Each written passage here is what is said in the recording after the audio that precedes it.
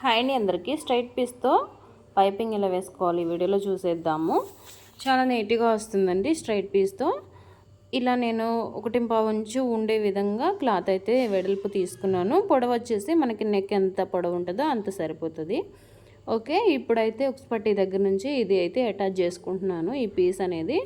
ఇక్కడ నేను back neck వచ్చేసి కొంచెం స్క్వేర్ టైప్ తీసుకున్నాను, స్క్వేర్ టైప్ కట్ చేసుకున్నాను అనమాట.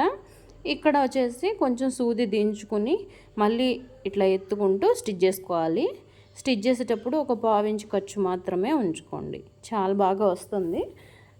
తిరగదేమో అని డౌట్ ఉంటుంది చాలామందికి, కానీ తిరుగుతుందండి, కంపల్సరీ తిరుగుతుంది. చూపిస్తాను ఎలా చేసుకోవాలి అనేది కూడా. ఓకే, ఇప్పుడైతే మిగిలింది కట్ చేశాను కదా, ఇక్కడ వచ్చేసి చిన్న చిన్నగా కట్స్ పెట్టుకోండి. కంపల్సరీ కట్స్ ఇస్తేనే మనకి పక్కకి తిప్పడానికి అనేది వీలవుతుంది అనమాట. మస్ట్ అండ్ షుడ్ ఇది కంపల్సరీ.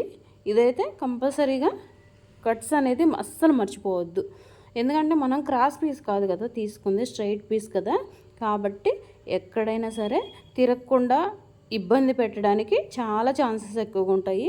కాబట్టి ఇలా మంచిగా చిన్న చిన్న కట్స్ అక్కడక్కడక్కడ ఒక హాఫ్ ఇంచ్కి ఇచ్చేసుకుంటే బాగుంటుంది అనమాట. ఇంకా ఇంకోటి వచ్చేసి 0 సైజ్ థ్రెడ్ తీసుకోండి.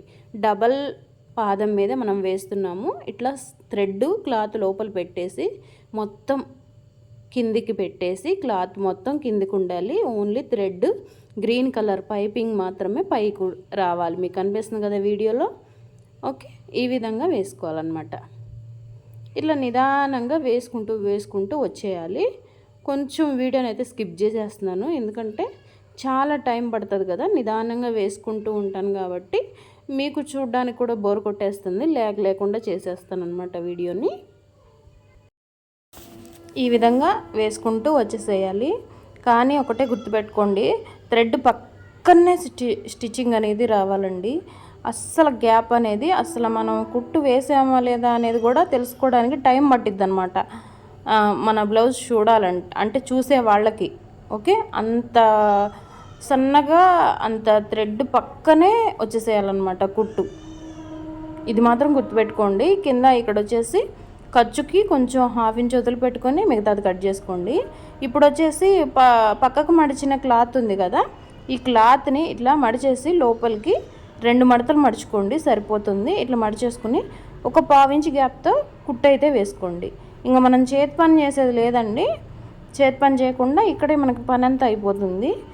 రేపటి వీడియోలో అయితే నేను మీకు ఈ బ్లౌజ్ స్టిచ్చింగ్ మొత్తం పెట్టేస్తాను. ఈ బ్లౌజ్ తాలూకు ఒక మ్యాటర్ అయితే ఉంది, ఆ మ్యాటర్ కూడా నేను మీకు రివీల్ చేస్తాను. ఈ వీడియో మీకు నచ్చితే ప్లీజ్ ఒక లైక్ అయితే చేయండి. నెక్స్ట్ వీడియో ఇంకా ఏంటంటే క్యూరియాసిటీగా ఉంటుందన్నమాట.